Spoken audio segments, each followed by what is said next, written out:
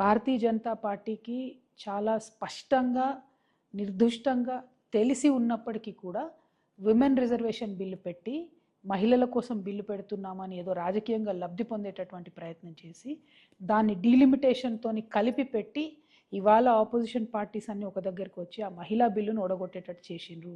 అది కేవలం భారతీయ జనతా పార్టీ ఈ భారతదేశ మహిళల్ని వంచినారని చెప్పడానికి పెద్ద ఉదాహరణ. ఆల్రెడీ ఒకసారి పార్లమెంటు బిల్డింగ్ ఇనాగ్రేషన్ చేసినప్పుడు మహిళా బిల్లు పాస్ చేసిండ్రు. దాన్ని సెన్సెస్తో అంటే జనగణనతో ఆనాడు లింక్ చేసిండ్రు. ఇప్పుడేమో మళ్ళీ వెనక్కి వెళ్ళిపోయి మేము పాత జనాభా లెక్కలనే వాడుకుంటాము, కాకపోతే డీలిమిటేషన్ ఆఫ్ పార్లమెంటరీ కాన్స్టిట్యున్సీస్ అని పెట్టి మళ్ళొకసారి మహిళల్ని మోసం చేసినారు. నేను మన తెలంగాణ ఆడబిడ్డల్ని, ఆంధ్ర ఆడబిడ్డల్ని రిక్వెస్ట్ చేస్తూ ఉన్నాను, భారతీయ జనతా పార్టీ ఏ విధంగా అయితే మహిళల్ని మోసం చేసిందో దాన్ని దయచేసి గుర్తించండి. మీ ఫ్రెండ్స్ ఎవరన్నా వెస్ట్ బెంగాల్లో ఉంటే ఫోన్ చేసి వాళ్ళకి చెప్పండి, ఆడొక మహిళ లీడర్షిప్ చేస్తుంది, ఆ మహిళను గెలిపించండి, ఈ మోసకారి మాయమాటలు చెప్పేటటువంటి భారతీయ జనతా పార్టీని ఓడగొట్టండి అని చెప్పండి.